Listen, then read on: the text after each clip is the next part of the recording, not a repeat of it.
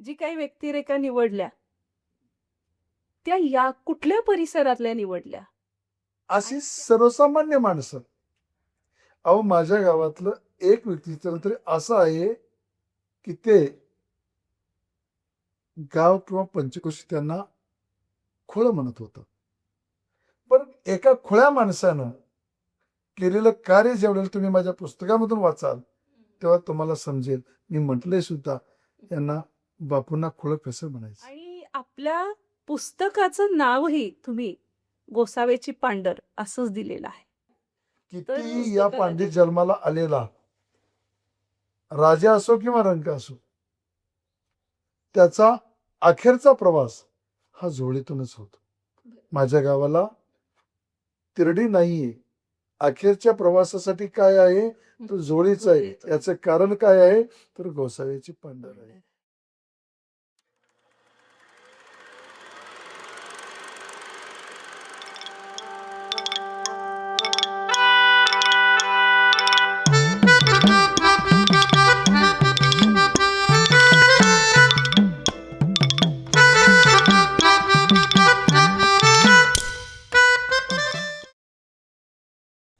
नमस्कार मंडळी, मी डॉक्टर सुवर्णा पाटील. या पॉडकास्टमध्ये आपणा सर्वांचं मनपूर्वक स्वागत करते. मंडळी, नामदेवदादा प्रतिष्ठान आयोजित राज्यस्तरीय कृतज्ञता जीवनगौरव पुरस्कार आणि मृदगंध व्याख्यानमाला दरवर्षीप्रमाणे यावर्षीही आयोजित केलेली आहे. दिनांक 16 मे 2026 पासून या व्याख्यानमालेचं आयोजन होत आहे. पण या व्याख्यानमालेचं यावर्षीचं खास आकर्षण आहे. हे व्याख्यानमालेचं 22वं वर्ष आहे आणि या व्याख्यानमालेमध्ये दिनांक 18 मे रोजी धाराशिव लोकसभा मतदारसंघाचे लोकप्रिय खासदार माननीय श्री ओमराजे लिंबाळकर यांच्या हस्ते नामदेवदादा प्रतिष्ठानचे संस्थापक माननीय श्री पी.एन. पाटील सर यांच्या गोसावेची पांढर या पुस्तकाचा प्रकाशन सोहळा दिनांक 18 मे रोजी आयोजित केलेला आहे. मंडळी, या निमित्तानं या पॉडकास्टमध्ये या पुस्तकाचे लेखक माननीय पी.एन. पाटील सर यांच्याशी संवाद साधण्याचा आमचा प्रयत्न आहे. तर आज या ठिकाणी आपल्यासोबत पी.एन. पाटील सर आहेत. मी पी.एन. पाटील सरांचं मनापासून सहर्ष स्वागत करते. नमस्कार सर. नमस्कार. सुरुवातीला मी आपणाला अगदी थोडक्यात पी.एन. पाटील सरांची ओळख करून देते. मंडळी, कर्तृत्ववान लोक कधीही निवृत्त होत नसतात आणि ज्यांची वृत्ती चांगली असते ना त्यांची निवृत्तीही खूप चांगली असते. किंबहुना सकारात्मक कामामध्ये सतत व्यस्त असणारे लोक हे नेहमीच तरुण असतात. आणि आपल्याला माहीतच आहे आपले पी.एन. पाटील सर तर आजपर्यंत नेहमीच सकारात्मक कामामध्ये व्यस्त राहिलेले आहेत. आणि त्यामुळं असे हे चिर तरुण असणारे पी.एन. पाटील सर जरी लौकिक अर्थानं शिक्षक म्हणून सेवानिवृत्त झालेले असले तरी लोकशिक्षक म्हणून ते आजही कार्यरत असलेले आपणाला दिसतात. खरं तर नामदेवदादा प्रतिष्ठानच्या माध्यमातून चाललेलं त्यांचं सामाजिक आणि सांस्कृतिक कार्य जे आहे ते लोकोत्तर आहेच, पण गिरीप्रेमी ग्रुपच्या माध्यमातून ते महाराष्ट्रभरातील गडकोटांचं गिर्यारोहणही करत असतात. लांब पल्ल्याचा प्रवास हा तर त्यांच्या खूप आवडीचा विषय आहे. तांबवे ते वेल्लूर हा प्रवास स्वतः 4 व्हीलरचं ड्रायव्हिंग करत त्यांनी विनाथांबा केलेला मी अनेकदा अनुभवलेला आहे. खरं तर देशाबरोबरच विदेशातही भ्रमंती करायला त्यांना खूप आवडतं. थकवा, कंटाळा हा शब्दच त्यांच्या जीवनकोशामध्ये नाहीये. सतत हसत मुकाणं, इतरांच्या सेवेला तत्पर राहणं, मदतीसाठी उभा राहणं हा तर त्यांचा पिंड आहे. कुटुंबवत्सल आणि समाजशील व्यक्ती म्हणून त्यांची ख्याती आहे. शालेय जीवनापासूनच जिद्द, चिकाटी, सततचे प्रयत्न हा त्यांचा स्थायी भाव आहे. आणि शिक्षक म्हणून त्यांनी उत्तम काम तर केलेलंच आहे, पण प्रत्येक शाळेत ज्या शाळेत ते गेले त्या शाळेचा कायापालटही त्यांनी करण्याचा प्रयत्न केलेला आहे. ज्या गावामध्ये ते गेले त्या गावावरती आणि तिथल्या विद्यार्थ्यांवरती त्यांनी त्यांच्या नावाची, त्यांच्या कार्याची मोहर उमटवलेली आहे. आणि या सगळ्या त्यांच्या जीवन प्रवासामध्ये त्यांना जो अनुभवाचा आणि कामाचा मोठा खजिना मिळाला, तो खजिनाच त्यांनी आपल्या गोसाव्याची पांढर या पुस्तकाच्या निमित्तानं शब्दबद्ध केलेला आहे. तर मंडळी, चला आपण जाणून घेऊया गोसाव्याची पांढर या पुस्तकाचा प्रवास. आपला ग्रंथ प्रकाशनाच्या वाटेवरती आहे. 18 मे रोजी तो प्रकाशित होतो आहे आणि आम्हाला एक उत्सुकता लागलेली आहे की या ग्रंथाची जन्मकहाणी आम्हाला ऐकायची आहे. तर ग्रंथाची सुरुवात कशी झाली, या ग्रंथाची प्रेरणा आपल्याला कुठून मिळाली आणि या ग्रंथाच्या लिखाणापाठीमागचा आपला उद्देश काय आहे, हे आम्हाला आपल्याकडून जाणून घ्यायला आवडणार आहे. मॅडम, तुम्ही मला पुस्तकाची निर्मिती कशी झाली, प्रेरणा कुठून मिळाली, अशा पद्धतीचा पहिला प्रश्न केलेला आहे. मला असं वाटतं, मी ज्या शेतकरी कुटुंबामध्ये जन्मलो त्या शेती व्यवसायाशी निगडीत असणारच छोटस प्रसंग मी या ठिकाणी प्रथम सांगतो, म्हणजे तुम्हाला माझ्या पुस्तक लेखनाच्या प्रेरणेचं उत्तर सापडेल. हो, चालेल. सांग. शेतकरी शेतामध्ये राबराब राबतो, शेतीची मशागत करतो, आणि ज्या शेतकऱ्याची मशागत उत्तम असते त्या उत्तम मशागत केलेल्या शेतातच सुंदर पीक उभा राहतं. तसं अगदी बरोबर. माझ्या व्यक्तिमत्वाची जडणघडण ज्या माझ्या आईवडिलांनी केली, अवतीभोवतीच्या समाज घटकाने केली, ज्या गावामध्ये जन्मलो त्या गावामध्ये माझी जडणघडण झाली. ही जडणघडण होत असताना माझ्या मनाची मशागत खूपच चांगल्या पद्धतीची होत गेली. कारण मी माझ्या लहानपणापासून आज अखेर जीवनाची वाटचाल करत असताना माझ्या जीवनाच्या वाटचालीमध्ये अनेक लोक भेटत गेले. मी माणसं वाचत गेलो, निरखत गेलो, पारखत गेलो, आणि त्यातून काही माणसांच्या व्यक्तिमत्वानी माझ्या मनावरती अधिराज्य केलं. आणि स्वतः शिक्षकी पेशामध्ये काम करत असताना अनेक साहित्यिकांचे साहित्य मुलांच्या पुढे ठेवत असताना अशी अनेक व्यक्तिरेखा मी मुलांच्या पुढे मांडत असायचो, सांगत असायचो. आणि त्यातूनच मला वाटायचं की आपण सुद्धा पाहिलेली, अनुभवलेली, आपल्या आजूबाजूला असलेली, मनाला भावलेली माणसं कधीतरी आपल्या आयुष्यामध्ये पुस्तक रूपानं साहित्याच्या माध्यमामध्ये आणली गेली पाहिजे. श्रीमंत कोकाटे सर हे महाराष्ट्रातले एक नामवंत वक्ते आहेत, माझे जवळचे ते स्नेही आहेत. ते नेहमी आपल्या मनोगतातून सांगत असाय की आपण आपल्या कुटुंबाचा इतिहास लिहिला पाहिजे. हा इतिहास भविष्याच्या कालखंडासाठी प्रेरणादायी असतो. अगदी बरोबर. आणि मग त्यातूनच मला लिहिण्याची प्रेरणा मिळत गेली. व्यंकटेश माडुकरांचं माणदेशी माणसं, दिबा पाटलांचं भली माणसं अशी पुस्तकं माझ्या मनाला खूपच भावली. आणि मग मला वाटत गेलं की आपल्या मनाला भावलेली माणसं ही साहित्यामध्ये पुस्तक रूपानं मांडण्याचा आपण छोटासा प्रयत्न करायचा. तो प्रयत्न मी करत असताना मला इथं माझ्या भूमीमध्ये लिहिताना अनेक अडचणी येत गेला. अडचणी या अर्थानं की मनाला जी विशिष्ट तंद्री अपेक्षित असते लिखाणासाठी, ती तंद्री मात्र मला इथं मिळत नव्हती.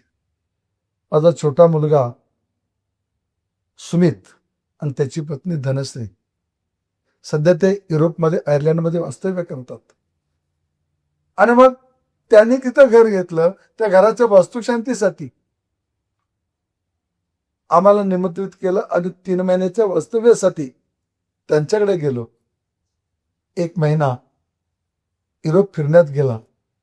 2 महिने शिल्लक होते, कारण जाताना ठरलेलं होतं जर आपल्याला तिथे एकांत मिळाला आणि मनाची उर्मी उफाळून आली तर निश्चितपणानं आपल्या मनी बाळगलेलं स्वप्न पुस्तक निर्मितीचं तिथं साकार होईल. आणि तसंच मॅडम ग्रुपला तिथला एकांत निवांतपणा मला लिहिता करत गेला. मी हातात पेन आणि वही घेऊन लिहित नाही बसलो. अलीकडच्या या नवीन माध्यमांचा वापर केला. भ्रमणध्वनी म्हणजे मोबाईल, या मोबाईलमध्ये असणाऱ्या व्हॉइस रेकॉर्डिंग या रेकॉर्डिंगचा वापर मी करत गेलो. अगदी सुरुवातीला मॅडम मी लिहायचा प्रयत्न केला, पण मनातले विचार त्या कागदावरती मांडत असताना काहीतरी विचार सुटत जायचे, काहीतरी चुकत जायचं, ती खाडाखोड व्हायची. हे सगळं थोडंसं मला त्रासदायक वाटायला लागलं. पण मी बोलता बोलता सहज रेकॉर्डिंग करायला लागलो. ते रेकॉर्डिंग मात्र माझ्या अंतःकरणापासून ते शब्द त्या मोबाईलमध्ये उमटत होते. ते मला भावत गेलं आणि एक व्यक्तिचित्र मी अशा पद्धतीनं व्हॉइस रेकॉर्डिंग करून मी लिहिलं म्हणण्यापेक्षा बोललो, ते लिहिलं गेलं. ते रेकॉर्डिंग झाल्यानंतर माझी पत्नी माझ्या बरोबर होती. तिला मी ते वाचून दाखवलं, ऐकवलं. खूपच छान झाले म्हटले. ते लिहिलेलं रेकॉर्डिंग मी माझ्या बहिणीला म्हणजे तुम्हाला व्हॉट्सअपवरती पाठवलं. तुमच्या त्या प्रतिक्रिया एवढ्या मला प्रेरणादायी ठरल्या की माझं पुस्तक पुढं लिहित गेलं. आता हे लिहित असताना मी बोललेलं, ऑफिसला गेलेली ही माझी 2 मुलं मला ऑफिसमधून बाहेर पडताना फोन करायची की पप्पा आजचं काय लिखाण झालं का, झेरॉक्स करून आणता येतील. मी दर दिवशी मी केलेलं व्हॉइस रेकॉर्डिंग त्यांना पाठवायचं. येताना ते झेरॉक्स करून यायची. संध्याकाळची जेवणं झाली की आमची साहित्यिक मैफिल बसायची. कोण? मी, माझी मंडळी, धनश्री आणि सुनीत. आणि मग लिहिलेला लेख कितपत प्रभावी, काय योग्य, काय अयोग्य अशी चर्चा व्हायची. अगदी तुमचा अभिप्राय हा मोलाचा ठरायचा, कारण तुमचा अभिप्राय वाचला की मला लिखाणाची अधिक उर्मी यायची. आणि त्यातून हे करता करता म्हणजे ज्या इंग्रजांनी आपल्या देशावरती अधिराज्य केलं त्या इंग्रजांच्या मायभूमीमध्ये जाऊन मी माझ्या आयुष्यातलं पहिलं मराठी पुस्तकाचा जन्म घेतला. ही या ठिकाणी माझ्या पुस्तकाची प्रेरणा, निर्मिस्थान आणि हे माझं पुस्तक अशा पद्धतीनं तयार होत गेलं, निर्माण होत गेलं. आपल्या मातीत आपल्यावरती झालेले संस्कार आणि आपले आदरणीय श्रीमंत कोकाटे सर यांच्या प्रेरणेतून आपण हे पुस्तक जन्माला घातलं. ही जन्मकहाणी आम्हाला समजली. पण आणखी एक उत्सुकता आहे की ज्यावेळी तुमची भावना किंवा विचार किंवा तुमच्यावरती अधिराज्य गाजवणाऱ्या व्यक्तिरेखांना तुम्हाला अभिव्यक्त करायचं आहे, त्यावेळी अनेक फॉर्म आज मराठी साहित्यामध्ये आहेत. कथा आहे, कादंबरी आहेत, कविता आहेत. पण या अनेक फॉर्मपैकी कोणता फॉर्म तुम्ही आपल्या अभिव्यक्तीसाठी निवडला आणि तोच का निवडला हे मला जाणून घ्यायचं आहे आपल्याकडून. मला वाचकांना सांगावं असं वाटतं की मी साहित्याचा जो प्रकार पुस्तक लिखण्यासाठी जो वापरलेला आहे तो व्यक्तिचित्रणात्मक ललित साहित्य. आता तुम्ही मॅडम म्हटला की तोच साहित्याचा प्रकार का निवडला. माझ्या मनातल्या भावना मोकळेपणानं मांडण्यासाठी तो साहित्य प्रकार मला स्वतःला योग्य वाटला.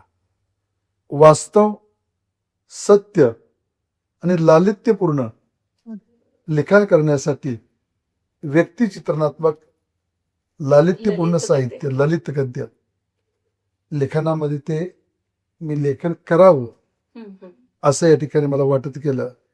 याच्या पाठीमाग मराठी साहित्यामधल्या महान हस्ती म्हणजे माडगुळकर असतील, त्यांनी या साहित्य प्रकारात पु ल देशपांडे व्यक्ती आणि वल्ली त्याचं म्हणजे त्यांनी ह्या साहित्य प्रकाराचा वापर केला आणि ही पुस्तकं खूपच लोकांना वाचनीय वाटली.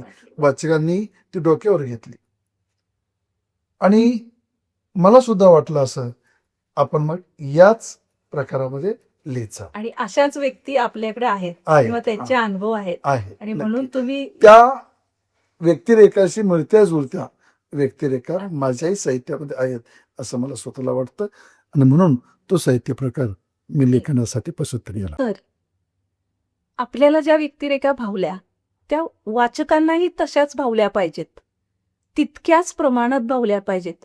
आणि म्हणून ज्यामध्ये सहजता आहे, वास्तव आहे आणि लालित्यही आहे असा साहित्य प्रकार म्हणजे ललित गद्यात्मक व्यक्तिचित्रण तुम्ही हा साहित्य प्रकार जवळ केला. पण मला तुम्हाला आणखी एक विचारायचं आहे की ह्या सगळे अनुभव तुम्ही इथं घेतले, ह्या व्यक्तिरेखा तुम्हाला तुमच्या मायभूमीमध्ये भेटल्या, तुमच्या व्यक्तिमत्वाची जडणघडण इथं झाली, पण पुस्तक तुमचं जन्माला आलं ते मात्र परदेशाच्या भूमीवरती. आणि या पाठीमागचं गुपित काय आहे ते मला आज वाचकांच्या आणि रसिक प्रेक्षकांच्या साक्षीनं मला इथं जाणून घ्यायचं आहे.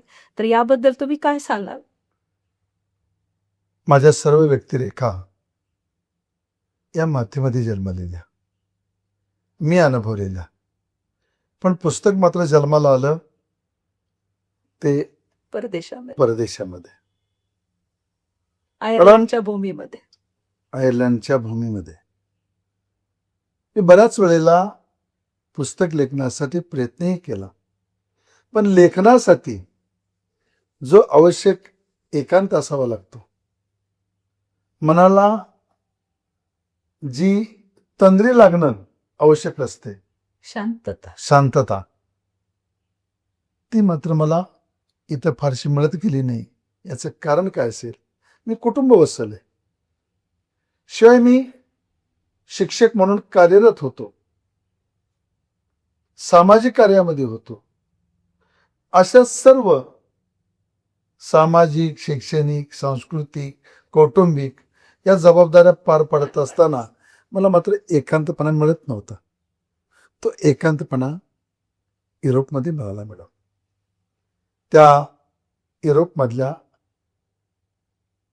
म्हणजे धुक्यानं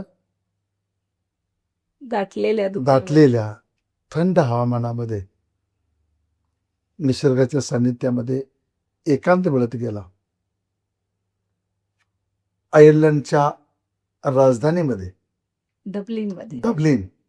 डब्लिनचं उपनगर कॉर्क, माफ करा, किलकुल, या किलकुलच्या भूमीत माझं पुस्तक जन्माला आलं. समुद्र किनारी माझ्या या मुलांनी, धनश्री आणि सुमित यांनी सुंदर असं घर घेतलेलं.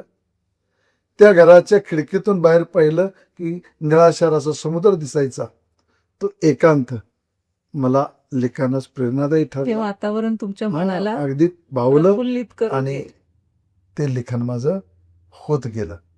खरं म्हणजे मला या पुस्तकामध्ये किलकुलच्या भूमीतून असं एक प्रकरण लिहायचं होतं. मी तिथं ठरवलं की हे प्रकरण आपण आपल्या मायभूमीत गेल्यानंतर लिहू, पण तो एकांत मला इथं लाभला नाही. आणि मला आजही त्या पुस्तकामध्ये किलकुलच्या भूमीतून हे प्रकरण घालता आलं नाही. मला मॅडम निश्चितपणे सांगावंसं वाटतं, यथावकाश माझं दुसरंही पुस्तक इरकानी लिखाणाच्या वाटेवरती आहे. ते लिखाण करण्यासाठी मी युरोपला जाणार. त्या मुलांनी माझ्या तुमच्या दुसऱ्या पुस्तकाच्या लिखाणासाठी आम्ही तुमची वाट पाहतोय असं त्यांच्या अभिप्रायामध्ये म्हटलेलं आहे. मला वाटतं ते किलकुलच्या भूमीतून प्रकरण सुद्धा माझ्या पुढच्या पुस्तकामध्ये तिथूनच निर्माण होईल असं मला वाटतं. हा एकांत, मनाची प्रसन्नता लिखाणासाठी मला तिथंच लाभली म्हणून पुस्तक ते आयर्लंडच्या भूमीत, किलकुलच्या भूमीत जन्माला आलं. सर, आपल्याला लेखनासाठी आवश्यक असणारं मानसिक स्वास्थ्य आणि मनाची तादात्म्यता साधणं आपल्याला शक्य झालं ते आयर्लंड मधल्या किलकुलच्या भूमीमध्ये आणि तुमच्या चिरंजीवाचा नव्याने घेतलेल्या अगदी घरामध्ये. समुद्रकिनारी असणाऱ्या वास्तूमध्ये की शांतता तुम्हाला मिळाली आणि तिथं तुमच्या मनाला उर्मी निर्माण झाली मनामध्ये आणि तुमचं पुस्तक जन्माला आलं. पण आम्हाला आणखी एक उत्सुकता आहे. तुमचं पुस्तक तर येत्या 8-10 दिवसामध्ये प्रकाशित होणारच आहे, 18 मे रोजी. पण आमची उत्सुकता इतके दिवस सुद्धा गप्प बसू शकत नाही आणि म्हणून आम्हाला असं वाटतं की तुम्ही जी काही व्यक्तिरेखा निवडल्या त्या या कुठल्या परिसरातल्या निवडल्या आणि त्या निवडत असताना या परिसरामध्ये ज्या परिसरातल्या तुम्ही व्यक्तिरेखा निवडल्या त्या परिसरामध्ये सुद्धा प्रचंड व्यक्तिसमूह आहे. पण याच व्यक्तिरेखा तुम्ही का निवडल्या आणि त्या व्यक्तिरेखा निवडत असताना त्या प्रत्येक व्यक्तिरेखेच्या निवडीच्या पाठीमागं कोणता तुमचा विचार आहे किंवा तत्व आहे आणि परफेक्ट मी सांग की कोणता क्रायटेरिया तुम्ही त्या निवडीसाठी वापरलेला आहे. मॅडम, तुम्ही व्यक्तिरेखांची निवड कशी केली? मनाला भावल्या हा पहिला भाग. आता मनाला कोण भावलं पहिल्यांदा? आमच्या घरी दर दिवशी सकाळी वृत्तपत्र टाकण्यासाठी कासेगावचे सदग्रस्त पांडुरंग परटे यायचे. त्यांना अख्खा कासेगावचा परिसर पेपरवाले आबा म्हणून संबोधायचा. आज ते हयात नाहीत, पण त्या व्यक्तिमत्वाचा प्रभाव माझ्या मनावरती एवढा पडला. त्यांचा तो रुबाब, पेपर देण्याची पद्धती, त्यांचं बोलणं, तो गाडीवरचा सगळा त्यांचा प्रवास मोटरसायकलवरचा मला खूप दर दिवशी भावत जायचा. आज ते हयात नाहीत म्हटलं. आणि मग वृत्तपत्र विक्रेता दिवस पुढे 4 दिवस होता आणि मला अंतर्वर्णी निर्माण झाली की या आबांच्या विषयी आपण काहीतरी लिहा. आणि त्या वृत्तपत्र विक्रेत्या दिना दिवशी भले आपण आपल्या व्हॉट्सअपच्या माध्यमातून तरी 4 लोकांपर्यंत पोहोचवा प्रासंगिक. मी ते लिहिलं आणि माझे एक पत्रकार मित्र आहेत पिरजादे सर, त्यांना पाठवलं. त्यांनी जवळजवळ 3-4 वृत्तपत्रांमध्ये ते प्रकाशित झालं, लोकांच्या वाचनामध्ये आलं. मला एवढा लोकांचा फोन आला. कासेगाव मधले कित्येक लोक मला म्हटले की सर खूप छान तुम्ही लिहिले. आबा एक वृत्तपत्र विक्रेते होते. त्यांचा व्यक्तिमत्व आणि त्यातून त्या दिवशीचं औचित्य ते लिहिलेलं मी प्रासंगिक व्यक्तिचित्रणच होतं. बरोबर. अशी सर्वसामान्य माणसं. अहो, माझ्या गावातलं एक व्यक्तिचित्रण तरी असं आहे की ते गाव किंवा पंचकोशी त्यांना खुळं म्हणत होतं. पण एका खुळ्या माणसानं केलेलं कार्य जेवढं तुम्ही माझ्या पुस्तकामधून वाचाल तेव्हा तुम्हाला समजेल. मी म्हटलंय सुद्धा यांना बापूंना खुळं कसं म्हणायचं. हे अशी ही माणसं माझ्या गावातच नव्हे तर अगदी दूर अंतरावरच्या आमच्या कासेगाव शिक्षण संस्थेच्या कोकणाच्या शाळेमध्ये दररोज मी 110 किलोमीटरचा प्रवास जायचा आणि 110 किलोमीटर यायचा मी माझ्या 4 चाकी गाडीतून करत होतो. या प्रवासादरम्यान अनेक माणसं मला भेटत गेली. त्या भेटत गेलेल्या माणसांवरती आपण 4-4 ओळी लिहित जावं असं ही सर्वसामान्य माणसं माझ्या लेखनाचा विषय बनत गेले आणि त्यातून हे माझं लेखन होत गेलं. तर सर्वसामान्य व्यक्ती आपल्याला भावल्या. कोकणाच्या शाळेसाठी जात असताना आपल्याला 102 किलोमीटरचा प्रवास आपण दररोज करत राहिला. इथलेही सामान्य व्यक्तिरेखांनी आपल्याला लिहितं केलं हे आता मला समजलं. पण तरीही मला एक गोष्ट आपणाला विचारायची आहे की ह्या सगळ्या व्यक्तिरेखा ज्या तुम्ही पुस्तकाच्या माध्यमातून आणलेल्या आहेत आमच्या समोर रसिक वाचकांसमोर, तर यातली सगळ्यात जास्त भावलेली अशी कोणती व्यक्तिरेखा आहे? मॅडम, तुम्ही जो प्रश्न विचारला या प्रश्नाच्या उत्तराकडे येण्या अगोदर मला असं सांगावं असं वाटतं, आई वडिलाला असणारी त्यांची अपत्य सारखीच प्रिय असतात. अगदी माझ्या पुस्तकामध्ये गावाला नावे नावाचं एक व्यक्तिचित्राचं प्रकरण आहे. त्या प्रकरणामध्ये ज्ञानू जगताप आणि तानुबाई जगताप या पती पत्नींना गावाला नाभिकाची फार मोठी समस्या होती. गाव मोठं, नाव्यांची संख्या कमी.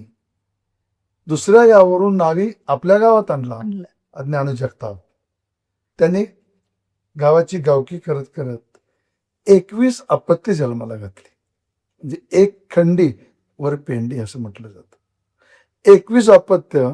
त्या जर पती पत्नीला किंवा तानुबाईंना आपण जर आज ते हयात नाहीत विचारलं असतं तर त्या म्हटल्या असत्या का 21 अपत्यामधलं हा माझा मुलगा किंवा ही माझी मुलगी मला अधिक प्रिय आहे. तसं या पुस्तकामध्ये असणाऱ्या प्रत्येक व्यक्तिरेखा हे माझं साहित्यिक अपत्य आहे. आणि मग त्याच्यामध्ये अधिक प्रिय कोण, अधिक आवडणारं कोण किंवा मनाला भावणारं कोण, याचं उत्तर देताना मन माझं मात्र निश्चितपणानं थोडंसं अडकळते. पण तरी तुम्ही प्रश्न विचारलेलाच आहे म्हणून मला सांगावंसं वाटतं. गावाला नावी या माझ्या प्रकरणामध्ये तानुबाई, की ज्या तानुबाईंनी 21 अपत्यांना जन्म दिला, त्याच तानुबाईंच्या मांडीवरती बालपणी मी खेळलो बागडलो. त्यांनी मला नाहू माकू घातलं, पायावरती घेऊन मला आंघोळ घातली. मलाच नव्हे, अगदी माझ्या मुलांना सुद्धा.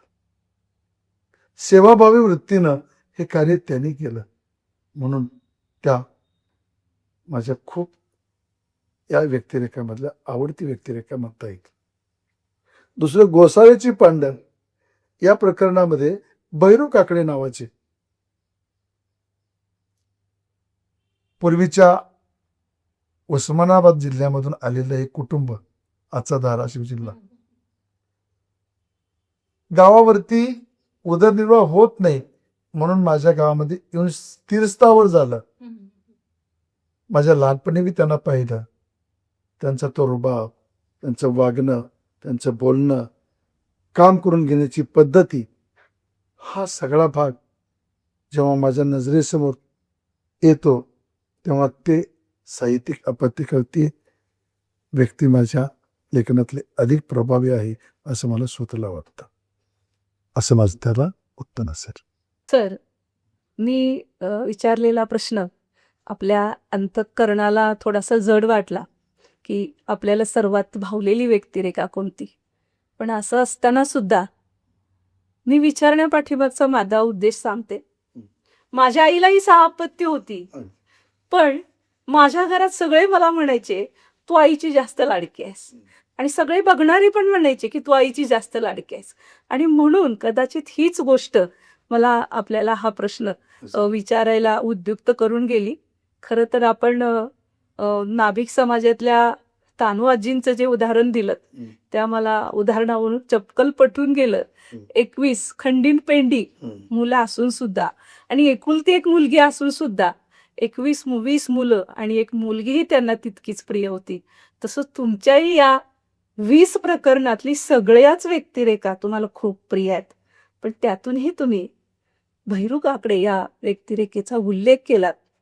मला वाटतं बरोबर असेल मी, आपली भैरू काकडे ही व्यक्तिरेखा जी आहे ती गोसाव्याची पांडर या लेखामध्ये आलेली आहे. आणि आपल्या पुस्तकाचं नावही तुम्ही गोसाव्याची पांडर असंच दिलेलं आहे. तर मला थोडंसं या शीर्षकापाठीमागचं उद्देश आपला जो काही आपल्या मनात आहे तो मला या ठिकाणी जाणून घ्यायचा आहे. खूपच छान प्रश्न आहे तुमचा. मी या पुस्तकाला गोसाव्याची पांडर असं नाव का दिलं, शीर्षक का दिलं? मुळातच माझं गाव, गावची पांढर ही गोसाव्याची पांढर म्हणून ओळखली जाते. गोसाव्याचं वैशिष्ट्य काय तर जोळी. बरोबर. तर या गावच्या पांढरीमध्ये माणूस जन्माला येतो किंवा इतर गावावरून इतर तीर्थावर होतो. तो माणूस जर त्याच्या जीवनाच्या वाटचालीच्या मार्गाने वाटचाल करत असताना योग्य पद्धतीने करत राहिला तर ही माझ्या गावची पांढर त्याला भरभरून देते. प्रामाणिकपणा, सचोटी, चिकाटी, जिद्दीनं, उत्मात न करता जर तो आपल्या जीवनाची वाटचाल चालत असेल तर या माझ्या गावची पांढर त्याला भरभरून देते. मी माझ्या लहानपणी पाहिलं त्या उस्मानाबाद जिल्ह्यातून भैरू काकडे माझ्या गावी आले. गावावरती चरितार्थ चालेना म्हणून मगाशी मी उल्लेख केला. इथं आले, येताना कसे होते, रोजीरोटीचा प्रश्नच होता ना. माझ्या गावात आले, इमाने इतबारे राबायला लागले, कष्टायला लागले, घाम गाळायला लागले. या गोसाव्याच्या पांढरीनं म्हणजे माझ्या गाव पांढरीनं त्यांना भरभरून दिलं. त्यांच्या घरचं वैभव पाहिला. गौरी गणपतीच्या उत्सवाला हळदी कुंकवाच्या निमित्तानं अख्खं गाव जमायचं. तर त्यांच्या भागातल्या परंपरा, रूढी परंपरेप्रमाणे तो उत्सव ते साजरे करायचे आणि तो सगळा आनंद घ्यायचा. असं हे भैरू काकड्याचं कुटुंब एका शून्यातून एका विशिष्ट ठिकाणी जाऊन उंचीला पोचलं. उद्योग व्यवसाय इमाने इतबारे प्रामाणिकपणे कष्टत होते, राबत होते. त्यावेळेला त्यांना ते सगळं मिळत गेलं. थोडासा काळ बदलला. त्यांनी घेतलेली कामं, निघणारी बिलं यात कुठतरी तफावत होत गेली आणि त्यांची आर्थिक घडी बिघडत गेली. त्यातूनच त्यांना काही व्यसनं लागली. बिलं निघेनात, रोजगारांना पैसे देता येणार. मग सावकाराकडून व्याजानं मागण्याची वेळ आली. हे करत असताना त्यांचं मानसिक संतुलन बदलत गेलं आणि एक दिवस भैरू काकड्यांना जसं ज्या पद्धतीनं या गावात रोजीरोटी करण्यासाठी आलेले होते तसं मोकळ्या हातानंच या गावच्या पांढरीतून जावं लागलं. याचं कारण काय तर त्यांचा बदलत गेलेला व्यक्तिमत्वामधला भाग आहे. तो मी मुद्दाम म्हणून या लेखामध्ये उल्लेख केलेला आहे की अशा पद्धतीनं या पांढरीमध्ये येऊन किंवा जन्मून तुम्ही अयोग्य पद्धतीनं वाटचाल करायला लागला तर निश्चितपणानं ही पांढर तुम्हाला झोळीच अडकवावी लागेल. पुढच्या पिढींना हे मार्गदर्शन आहे. त्याचं सतत स्मरण त्याचं स्मरण सतत राहावं. आज मला सांगताना आनंद होतो, भैरू काकडे आज हयात नसतील, त्यांच्या पत्नी हयात आहेत. मी मागल्या काही कालखंडापूर्वी त्यांना जाऊन भेटलो त्यांच्या गंभीरवाडी गावामध्ये. त्यांची मुलं खूप चांगल्या पद्धतीनं जीवनाच्या मार्गाने वाटचाल करतायत. एक मुलगा त्यांचा भुजंग काकडे म्हणून पुण्यामध्ये खूप मोठा व्यावसायिक म्हणून तो नावारूपास आलेला आहे. भले भैरू काकड्यांनी या मातीमध्ये राबताना इमाने इतबारे राबले, व्यसनाधीन झाले, पण त्यांची नियत मात्र खूप चांगलीच होती. व्यवसाय करताना चढउतार झाला, त्यात त्यांना उतारती काढावा लागली, पण त्यांचा प्रामाणिकपणा होता. हे या गावातून गेले, पण आज मात्र मी त्या गंभीरवाडीला गेलं तर पाहिलं, बघितलं, अनुभवलं, त्यांची पुढची पिढी मात्र त्यांच्या इमाने इतबारे पुण्याच्या जोरावरती अतिशय चांगल्या पद्धतीनं कार्य करतात. मला इथं आवर्जून सांगायचं आहे, या पांढरीमध्ये इमाने इतबारे प्रामाणिकपणे राबा, कष्ट करा, माझ्या गावची पांढर काही कमी पडू देणार नाही. हा संदेश मला त्यातून तो द्यायचा मी प्रयत्न केलेला आहे. असं हे शीर्षक आणि भैरव काकडे याचं हे एकमेकाचं म्हणजे हे तुमच्या चांगलं. पांढरीचं वैशिष्ट्य आहे वैशिष्ट्य आणि म्हणून तेच शीर्षक तुम्ही अगदी तुमच्या कितीही या पुस्तकाला पांडित जन्माला आलेला राजा असो किंवा रंक असो, त्याचा अखेरचा प्रवास हा झोळीतूनच होतो. माझ्या गावाला तिरडी नाहीये, अखेरच्या प्रवासासाठी काय आहे तर झोळीच आहे. याचं कारण काय आहे तर गोसाव्याची पंढर आहे. याचं स्मरण पुढच्या पिढीला राहावं, ते त्यांना माहीत असावं. या पांढरीची गुणवैशिष्ट्ये काय आहेत आणि मग आपण कशा पद्धतीने जीवनाची वाटचाल करावी, आपलं आचरण कसं असावं, हा संदेश त्या प्रकरणाच्या माध्यमातून, लेखाच्या माध्यमातून मी देण्याचा प्रयत्न केलेला आहे. आपण आपल्या पुस्तकाच्या शीर्षकाविषयी सांगितलं की येणाऱ्या प्रत्येक पिढीला या पांढरीमध्ये जगत असताना प्रामाणिकपणे आणि सचोटीनं जगायचं आहे, कष्टानं आपलं जीवन व्यतीत करायचं आहे. ही पांढरी भरभरून देते याचं प्रतीक म्हणून तुम्ही तुमच्या पुस्तकाला गोसाव्याची पांढर हे शीर्षक दिलं.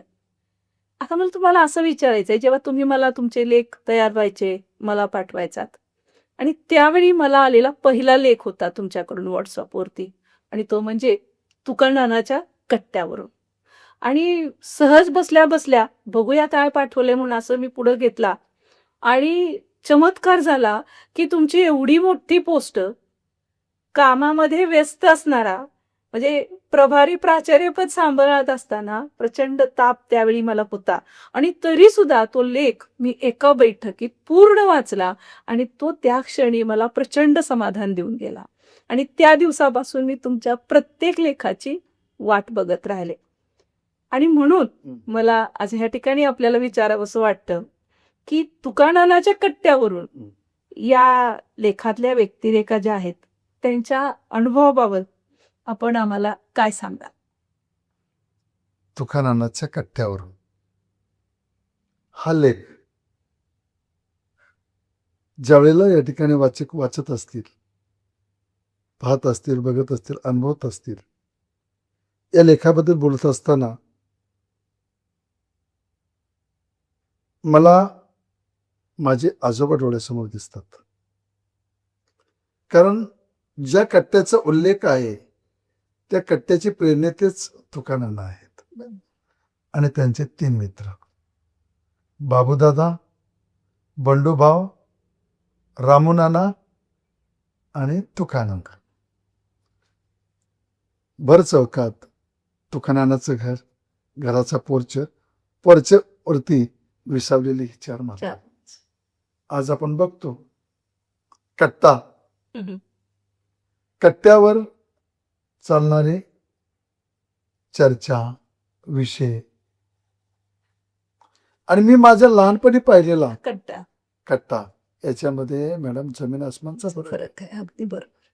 माझ्या लहानपणी हा तुकानानाचा कट्टा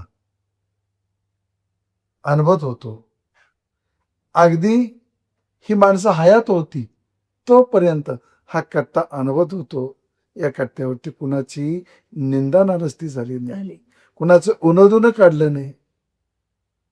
आज जो कट्टा आपण अनुभवतो हा कट्टा आशयाशिवाय राहिलेलाच बघायला मिळत नाही. आणि मग लेखक म्हणून मला असं वाटत गेलं की पुढच्या पिढ्यांसाठी पूर्वीच्या काळी सर्वसामान्य माणसं म्हणणारी, आडाणी न शिकलेली माणसं किती गुण्यागोविंदानं आनंदानं एकमेकाच्या सुखदुःखामध्ये मिसळून मिळून आनंद घेत होती, आनंद देत होती, हे तुकानानाच्या कट्ट्यावरून समजते. हा लेख वाचल्यानंतरच कळेल. कोणाचीही निंदा नाराजगी न करता ही माणसं आनंदाने कशी जीवन जगली हे मी त्या लेखामध्ये लिहिण्याचा प्रयत्न केलेला आहे. माझ्या मनाला भावलेली तुकानाना, बंडूभाऊ, रामूनाना ही एकेकाळची राबराब राबणारी, कष्ट करणारी माणसं. या माणसांनी देशाचा पारतंत्र्याचा कालखंड पाहिला, स्वातंत्र्याचा संग्राम पाहिला आणि स्वराज्यात चाललेली वाटचाली पाहिली. हा जो एवढा मोठा बदल झाला या बदलाचे साक्षीदार आहेत. कृष्णा काठावरती असणारं गाव माझं. आणि या बदलाला सामोरं सामोरं जाताना या पिढीचं काय होत हा, होतं हा, हे तुम्ही अगदी, व्यवस्थित अगदी, दाखवून अगदी, दिले. दाखवून आणि दिलं. पुढच्या पिढीचा कट्टा कसा असायला असं पाहिजे पाहिजे. हेही या तुम्ही ठिकाणी अतिशय सांगण्याचा सुंदरपणे प्रयत्न सांगितले. कॉलेज कट्टा, वाचन कट्टा हे उपक्रम आम्ही कॉलेजमध्ये राबवतो.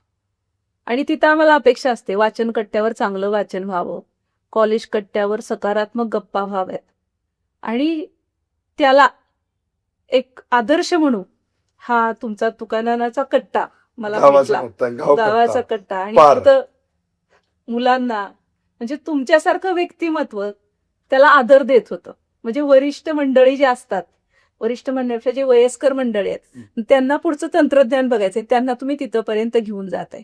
जे वयस्कर मंडळींच्या विषयी आदराचे एक संस्कार करून गेले.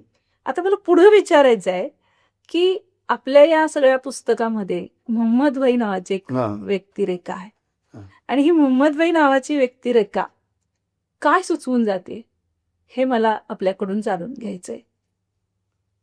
कारण या- वाचकांना याविषयी खूप उत्सुकता आहे. या प्रश्नाचं उत्तर देताना थोडासा मी भावुक होतो. का तर मोहम्मदभाईंचा अख्याचा कालखंड होता. अंथरुण असे ते खेळ नव्हते. आणि संभाजीभाऊ नावाचे त्यांचे एक मित्र माझ्याकडे आले आणि मला म्हटले, गुरुजी ह्या कागदाएवढी सही करा. मी कागद बघितला, पोस्टाचा होता. सखोल माहिती घेतली तेव्हा कळालं संभाजीभाऊंच्याकडून की मोहम्मदभाई संभाजीभाऊ तत्सम त्यांचे भजनी मंडळातले सर्व सहकारी भजनाला जायचे. भजनाला गेल्यानंतर 10-20 रुपये बिदागी मिळायची. ती मिळालेली बिदागी मोहम्मदभाई आणि या ठिकाणी तिथं असणारे शिवदा कारभारी, संभाजीभाऊ या माऊली मंडळामध्ये असणारे सगळे गट, या दोघांच्या जॉईंट खात्यावरती ते पैसे एकत्र व्हायचे. मोहम्मदभाई अंतरुणाशी खेळून होते. आणि संभाजीभाऊ माझ्या घरी आले आणि मला म्हटले, मास्तर या कागदावरती सही करा. मी कागद पाहिला, बघितला, मला काय समजलं नाही. भावानी मला सगळा इतिवृत्तांत सांगितला. मोहम्मदभाई आता अंतरुणाशी खेळून आहेत आणि त्यांच्या आणि संभाजीभाऊ म्हणजे माझ्या नावावरती, दोघांच्या नावावरती भजनात जमलेले 4 पैसे त्याचं पोस्टात खातं आहे. आणि त्या खात्यावरचं नाव माझं काढून दुसरं नाव लावायचं. दुसरं कोणाचं तर माझंच. मी त्यांना म्हटलं, हा माझं कशाला म्हटलं, मी काय भजनात आहे का कुठे काय, त्यांच्या मुलाचं लावा किंवा तुमच्या भजनी म्हणलं तर कुणाच तरी लावून घ्या. अंथरुणावरती खेळलेल्या मोहम्मदभाईंना मी भेटायला गेलो आणि मोहम्मदभाईंनी नकारात्मक मान हलवीत सांगितलं, नाही तुझंच नाव लावायचं. मला सांगा, हा मुस्लिम समाजामध्ये जन्माला आलेला माणूस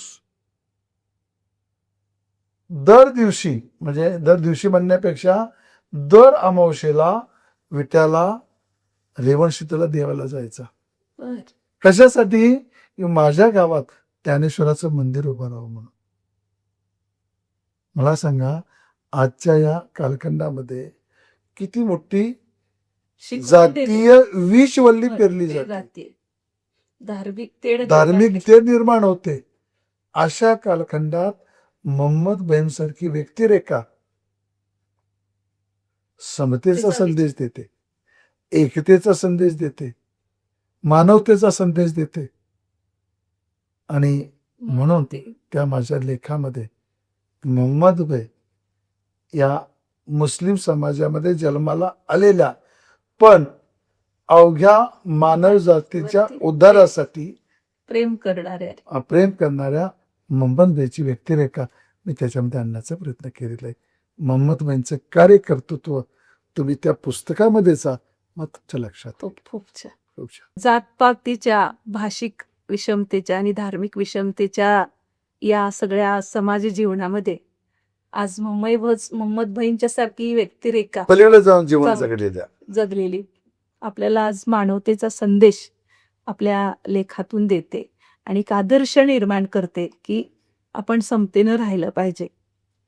अशाच प्रकारचा एक लेख हं. तुमच्या पुस्तकात आहे जो मला काही शंका मनात निर्माण करून गेला, की त्याचं शीर्षक मनात शंका निर्माण करून गेलं, आणि ते म्हणजे यांना चाकरीचं गडी कसं म्हणायचं. तर यामध्ये शीर्षकावरून मला असं वाटतं की आपल्यासमोर काहीतरी प्रश्नचिन्ह उभा राहिलेलं आहे, आणि ते कोणता प्रश्न आपल्याला पडलेला आहे हे मला या ठिकाणी जाणून घ्यायचं आहे. मॅडम, यांना चाकरीचं गडी कसं म्हणायचं? मी माझ्या कुटुंबामध्ये जन्माला आलो, मला कळायला लागलं तेव्हापासून आज अखेर, आज तुम्ही माझी मुलाखत घेत आहात, या क्षणाला सुद्धा माझ्या कुटुंबाला आर्थिक, सामाजिक, सांस्कृतिक, कृषी अशा विविध क्षेत्रामध्ये सुंदर आकार देण्यासाठी ज्यांनी आपल्या रक्ताचं पाणी केलं, माझ्या शेतामध्ये, गुरांच्या गोट्यामध्ये, आणि एकट्या माझ्या आईला स्वयंपाकघरामध्ये सुद्धा समर्थपणानं साथ देणाऱ्या, माझ्या लहानपणापासून आजपर्यंत घरापासून म्हणजे तुमची पिढी शेतापर्यंत संपली, याच्या पुढच्या माझ्या पिढीला- वडिलांची पिढी, त्याच्या अगोदर आजोबांची पिढी, माझ्या मुलाची पिढी, आता माझी नातवंड आहेत. इथपर्यंतचा प्रवास ज्या ज्या माणसाने माझ्या घराला आकार देण्यासाठी रक्ताचं पाणी केलं, त्यांना चाकरीचं गडी कसं म्हणायचं? अहो, ज्यांच्या अंगा खांद्यावरती आम्ही खेळलो, ज्याने आमची अंथरुणं काढली, नाहू माकू घातलं, ज्यांनी मोठ्या रवीनं घरातला ताकाचा डेरा हलवला, माझ्या आईला एकटी म्हणून साथ करणारी ही गडी माणसं आपापल्या गावावरती रोजीरोटीचा प्रश्न दुष्काळासाली निर्माण झाला. 1972 हा, जत कवटेमंकाळ तालुक्यामधली ही माणसं रस्त्यानं निघालेली, शेतात राबणारे माझे आजोबा आणि वडील त्यांच्याकडे आली. ते चंद्रमामा, इंद्रावहिनी, त्यांच्यापासून हा प्रवास आमच्या कुटुंबाशी सुरू झाला. आणि तिने शेतात राबणाऱ्या माझ्या आजोबांना आणि वडिलांना विचारलं, आणि अमुक इकडचं आहे, दुष्काळ पडलाय, आम्हाला आसरा मिळेल का?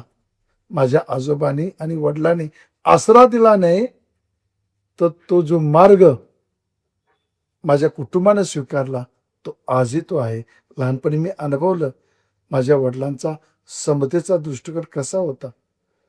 माझ्या अंगावरती ज्या पद्धतीचे लहानपणी कपडे होती, माझ्या बहिणींच्या अंगावरती लहानपणी कपडे होती, तशीच कपडे तशीच नाही, एकाच वेळी एकाच वेळी घेतली गेलेली, त्याच रंगाची, त्याच पद्धतीची कपडे त्या शेतामध्ये राबणाऱ्या लोकांच्या मुलांच्या अंगावरती म्हणजे असायचे. आपण ही त्यांना जगायचं गडी हा शब्द उच्चारताना माझं अंतकरण थोडस जड होत जड होतं. नाही चाकरीचं गडी नाही, म्हणायचं. चाकरीचं गड म्हणून. अहो, 2004 साली माझे वडील गेले. कित्येक माणसं या ठिकाणी हळहळली. मला इथं आवर्जून सांगावं असं वाटतं, तुकाराम बंडगे, त्यांना मी माझे वडील हयात असताना मामा म्हणायचं, मी माझ्या वडिलांना दादा म्हणायचं. ते माझे वडील गेल्यानंतर मी मामा न म्हणता तर तुका दादा, तुका मामांना तुका दादा म्हणायला लागलो, वडिलांच्या ठिकाणी बघायला लागलो. अगदी त्या माणसानं वडिलांच्या माघारी खूप अशी साथ दिली. आजही ते माझ्या अवतीभोवती आहेत. कित्येक माणसं थकली दमली आपल्या गावावरती गेली, या जगाच्या निरोप घेऊन गेली. त्यांनी इमाने इतबारे आमच्या कुटुंबाशीच आजही नाळ जोडलेली पाहिलं म्हणजे ते त्यांच्या पुढच्या पिढ्या सुद्धा भले आमच्या शेतामध्ये किंवा घरामध्ये राबायला नसतील, पण ती माणुसकीची नाती आमची आजही अतूट आहे. मग अशा लोकांना माझ्या मनामध्ये प्रश्न पडतो की चाकरीचं गडी कसं म्हणायचं? कसं म्हणायचं? अहो, रक्ताची नाती काही वेळेला संपतात, अपुरी पडतात. माझ्या मनाला नेहमी प्रश्न पडतो, जर माझ्या वडिलांना एखादा भाव असता तर तो भावानं तरी म्हणजे एवढी मला साथ चुलत्यानं दिली असती. तुला साथ दिली असती का? अगदी बरोबर. मुस्लिम समाजातील गुलाब पठाण असतील, बालेखान पठाण असतील, तुकाराम बंडगे असतील, चंद्रमामा असतील, लिंगामामा असतील, ही सगळी माणसं म्हणजे मावळ्यांच्या हा साथीवरती छत्रपती शिवाजी महाराजांना महाराजांनी जसं मराठी स्वराज्यासाठी स्वराज्य निर्माण हा केलं. निर्माण करण्यासाठी या असं सौसमान्य नामदेव दादांनी आणि मावळ्यांना त्यांच्या वडिलांनी हा या साथीदारांच्या जीवावरती हा हे हे आपलं साम्राज्य आणि आपणही संसार केला आणखी आणि एक तिथं मला त्यांचाही सांगावं असं संसार वाटतंय. निर्माण केला. हा जो दृष्टिकोन माझ्या वडिलांना तो साहजिकच या तालुक्याचे बाकी विधाते लोकनेते राजाराम राजाराम पाटील यांचा सामाजिक दृष्टिकोन हा माझ्या कुटुंबाला खूप मोलाचा ठरला. माझं कुटुंब सर्वसामान्य, मग राजकारण समाजकारण अर्थकारण काही फारसं माहित नव्हतं, पण बापूंच्या विचारांचा वारसा विचाराचा वारसा, बापूंच्या त्यांच्या सानिध्यात कार्याची सानिध्य त्यात. थोडेसे माझे वडील आले. हम्म. बापूंनी वडिलांच्या व्यक्तिमत्वामधले काही पैलू शोधले, त्यांना थोडस त्या पैलूला सामाजिक उठाव राजकीय देण्याचं काम. वाव दिला आणि माझ्या घराला जो आज काय सामाजिक सांस्कृतिक शैक्षणिक वारसा थोडाफार प्राप्त झालेला आहे, ती देण पूर्णतः सगळी लोकनेते राजाराम बापू पाटील आणि आणि त्यानंतर आज जयंत पाटील साहेब यांचे ऋणानुबंध हे आमचं कुटुंब कधीही विसरू शकत नाही. तो त्यांचा विचाराचा वारसा या म्हणजे पूर्ण वारवा तालुक्याचं हा. कायापालट करणारे हा लोकनेते राजाराम बाबू पाटील आणि माननीय जयंतरावजी पाटील अगदी अगदी या वाळवा तालुक्याच्या कायापालटाबरोबरच आपल्या कुटुंबाचाही असे प्रचंड अनेक कुटुंब या तालुक्यातली आणि- समाजात आणण्याचा सिंहाचा वाटा त्यांचा आहे, किंवा त्यांना सामाजिक दृष्टिकोन देण्याचं असं कार्य म्हटलं जातं की बापूंच्या मुळे वाळवा तालुक्याची ओळखच बदलली. बदलत की गेली. दरोडेखोरांचा वगैरे हा. असं काही वाळवा तालुका अगदी. बंडखोर वाळवा तालुका, हा. तर तो विचारांचा वारसा जो वाळवा तालुक्याला मिळाला मिळाला. तोच कुटुंबामध्ये पण आला. अगदी हा जो मानवतेचा दृष्टिकोन माझ्या आजोबाच्या मध्ये आला असेल, वडिलांच्या मध्ये आला असेल, तो बापूंच्या व्यक्तिमत्वाचाच भाग म्हणजे आहे. आपल्याला जर हा. एक भाकरी मिळत हा. असेल हा. तर त्यामध्ये या बाकीच्या माणसांचा ही वाटा आहे. बापू वाळवे तालुक्यात जन्माला आले, त्यांचं कार्यक्षेत्र वाळवा तालुका, त्यांचा मतदारसंघ वाळवा तालुका, पण त्यांनी जत कवटे मंकाळ या दुष्काळग्रस्त भागांसाठी सुद्धा काम केलं. कुठल्या दृष्टीनं? मानवतेच्या दृष्टीने. मानवतेच्या दृष्टीने. तोच मानवतेचा दृष्टिकोन माझ्या वडिलांच्या मनामध्ये रुजत गेला. त्याच कालखंडामध्ये त्या भागातली माणसं इकडं आली आणि मग ती चाकरीची कडी कशी होतील? होणारच नाही. होणारच नाहीत. म्हणजे हा प्रश्न असा पडतो तर आपण अगदी अगदी असं म्हणावं ते पडतं. यांना चाकरीचं गडी कसं म्हणायचं, हम्म. या प्रश्नाचं उत्तर मला आपल्या या सगळ्या विवेचनातून आता मला मिळालेलं आहे. पण आणखी एक मला अगदी विचारायचं, मला असं म्हणायचंय, त्या चाकरीच्या गड्यांचा अनुभव स्वतः तुम्ही घेतलेला आहे, घेतलेलं आहे. त्यामुळे तुमच्या मनामध्ये निश्चित असा प्रश्न पडायला काहीच हरकत काहीच हरकत नाही. पण ते मला तुमच्याकडून तुमचा उद्देश यातून जाणून घ्यायचा होता. तर बेंद्राचा सण हाही तुमचा एक लेख या पुस्तकामध्ये आहे आणि यामधून आपण कोणता सांस्कृतिक वारसा देऊ इच्छित आहे? बेंद्राचा सण म्हणजे तुम्ही विचारलेल्या आपल्या या मराठी प्रश्नात- संस्कृतीमध्ये प्रत्येक महिन्याला एक सण साजरा करतोय आपण.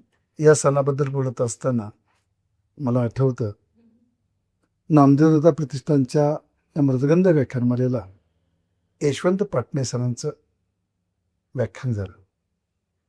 त्या व्याख्यानामध्ये त्यांनी मनोगत व्यक्त करताना पाटणे सर माझ्या वडिलांच्या बद्दल प्राचार्य एक वाक्य- यशवंत पाटील. हा बोलून गेले. शेतीमध्ये घाम घालणाऱ्या माणसांवरती प्रेम करणारा माणूस म्हणजे नामदेवदादा. म्हणजे शेतीमध्ये कष्टणाऱ्या राबणाऱ्या माणसावरती काम करणारा, माणसावरती प्रेम करणारा माणूस म्हणजे नामदेवदादा. मुळात माझ्या वडिलांना शेती आणि गुराढोरांचा खूपच छंद होता. मला मॅडम सांगावंसं वाटतं की त्याने स्वतःच्या अंगावरती एवढे किमती उंची कपडे घातले नसतील, त्याच्यापेक्षा अधिक उंची किमतीची कपडे झुलांच्या माध्यमातून त्यांनी आपल्या गोठ्यामध्ये असणाऱ्या गाई गुरांच्या बैलांच्या अंगावरती झुलीच्या माध्यमातून घातले. बेंद्राचा सण है ना, कृषीप्रधान देशामध्ये या महाराष्ट्रामध्ये या सणाला एकीकडे खूपच महत्व होतं. अगदी आज शेतकऱ्याजवळ बैलच राहिलेली राहिलेले नाहीत. अशा कालखंडामध्ये पुढच्या पिढीला बेंद्राचा सण एकेकाळी कसा साजरा केला जायचा हे सांगावं लागणार आहे. आणि म्हणून त्या प्रकरणामधून त्या लेखामधून सांगण्याचा मी प्रयत्न करतो. केलेलं. म्हणजे आपल्या बरोबर शेतात राबणाऱ्या हा जनावरांच्या विषयी सुद्धा कृतज्ञता भाव व्यक्त कसा? करण्याची जी काही प्रथा आहे ही या बेंद्राच्या सणात सणातून. होते. आणि तो उत्सव म्हणून जर साजरा करायचा असेल, हा, सण आहेच हा. पण तो एक उत्सव म्हणून साजरा करायचा असेल तर कसा करायचा? या उत्सवामध्ये आपण बघतोय की बाबा मिरवणूक आहे, हा, लग्न आहेत, हा, त्यामध्ये कुलवऱ्या चांगली चांगली कपडे घालून मिरवतायत. हा. पण ह्या सगळ्या मिरवण्यामध्ये या लग्न कुणाची होत आहेत तर जनावरांची, हा. गायीची आणि बैलांची होत आहेत. अगदी अगदी. त्यांची वरात निघतीये लग्न अगदी. झाल्यानंतर. हा. तर ह्या सगळं कसं आपण त्यांच्या बरोबरीनं त्याचा आनंद घेतोय, उत्सव साजरा करतोय, याचा आदर्श बहुतेक मला वाटतं की यामधून आपल्याला बघायला मिळतोय. आजच्या पिढ्यांमध्ये आपण पाहतोय बघतोय हं. वेगवेगळे सण समारंभ, उदाहरणार्थ गणेश उत्सव असेल, शिवजयंती असेल, हा साजरा करण्याचा कालखंड किती बदललेला आहे. अगदी बरोबर. मी माझ्या लहानपणी बेंद्राचा सण अनुभवला, गावामध्ये साजरा व्हायचा. अहो तो कालखंड मला असा मंतरलेला कालखंड आहे असं मला वाटायचं.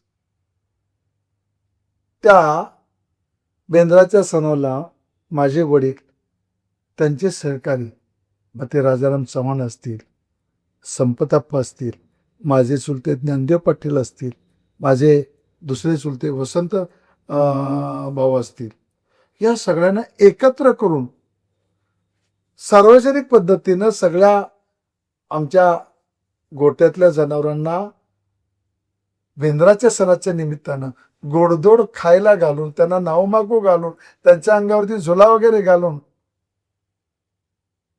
बेल्ट वगैरे लावून ती वरात निघायची. मारुतीच्या मंदिरापुढं त्यांचा विवाह व्हायचा आणि ती वरात गावभर फिरून आणि याचा छाप मुक्या जनावरांवरही हा. पडली की अगदी. मथुर बैल हा हाताराय म्हणून पाठीमाग होता, अगदी, तरी अगदी, तो अगदी. मिरवणुकीत नेहमी आता टवलानं तो पुढे असायचा. प्रसंग तर जाणून तुम्हाला- घेण्यासाठी हा, आम्हाला पुस्तकातच जायला पाहिजे. बरोबर. खूप भावनिक प्रसंग आहे. जरूर वाचकांना मी सांगू इच्छितोय की बेंद्राच्या म्हणजे सणाला आपण मथुराचा बुद्धीची प्रसंग देणगी आहे. असणारी हा, माणसं हा, जेवढं प्रेम करतो, आपल्याला भावना आहेत त्या बोलून दाखवतो, हम्म. पण मुकी जनावर सुद्धा हा, आपल्या कृतीतून आपल्या भावना हा, व्यक्त करत व्यक्त असतात. करतात. अतिशय सुंदर हा सगळा तुमचा लेखन प्रपंच आहे आणि निश्चितच पुढच्या पिढीला हा काहीतरी देऊन जाणार आहे, खूप काही देऊन जाणार आहे. आणि हा वाचकांनी सुद्धा अगदी प्रत्यक्ष पुस्तक खरेदी करून वाचावा असा हा लेखन प्रपंच आहे. मॅडम, तुम्ही आता म्हटलं पुस्तक खरेदी करून वाचावं असा आग्रह आहे. मुळातच मी काय पतिते साहित्यिक नाही. नाही, नाही, आणि दुसरी गोष्ट, या पुस्तकाच्या निर्मितीतून फार मोठं अर्थार्जन मला व्हावं अच्छा. हा माझा भावही नाही. लोकनेते राजाराम बापू पाटील, जयंत पाटील साहेब यांच्या म्हणजे पुण्याईनं, ठीक आहे, परमेश्वराच्या कृपेनं, माझ्या आईवडिलाच्या आशीर्वादानं, म्हणजे या सर्वांच्या- स्वानंदासाठी हा, खूप. तुम्ही हे सगळं म्हणजे केशवसूत म्हणतात. लेखन लेखन कशासाठी? स्वानंदासाठी. आणखी एक गोष्ट मला सांगायची आहे, तुमची जी भूमिका आहे ना माझ्या लेखनाला खूप महत्वाची ठरली. का तर प्रत्येक लेखाला येणारा तुमचा अभिप्राय, जसं कवी कुसुमाग्रजांना लिहितं केलं कुणी, त्यांच्या बहिणीनं, कुसुम ही त्यांची बहीण. पहिली लिहिलेली कविता शिरवाडकर आपल्या बहिणीला ऐकवायची आणि ती बहीण प्रेरणा द्यायची आणि म्हणून महाराष्ट्राला, मराठी साहित्याला कुसुमाग्रज प्राप्त झाले.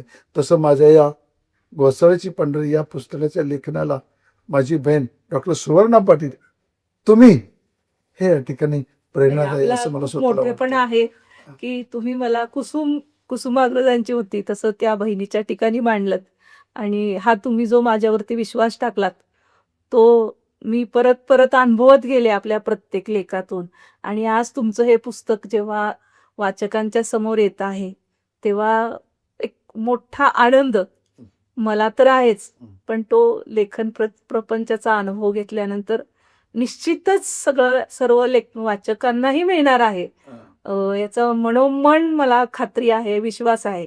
आणि त्यातल्या त्यात ज्या परिसरातून या व्यक्तिरेखा आलेल्या आहेत, या परिसरातल्या लोकांना सुद्धा पुनःप्रत्ययाचा आनंद देणारा आणि शेवट ब्रह्मानंद सहोदरा असा जो काही साहित्यातनं आनंद मिळतो, त्या आनंदाची प्रचिती देणारा असा हा आपला लेखन प्रपंच आहे, याची खात्री आजच्या आपल्या या संवादाच्या माध्यमातून मला झालेली आहे. आणि आपला संवाद ऐकणाऱ्या ह्या रसिक प्रेक्षकांना सुद्धा झालेली असेल आणि याचा आस्वाद घेतल्यानंतर वाचकांना सुद्धा त्याची प्रचिती येणार आहे. तर या ठिकाणी आपण थांबूया. सर, आपण या ठिकाणी आलात आणि आमच्याशी संवाद साधलात त्याबद्दल आपले खूप खूप धन्यवाद.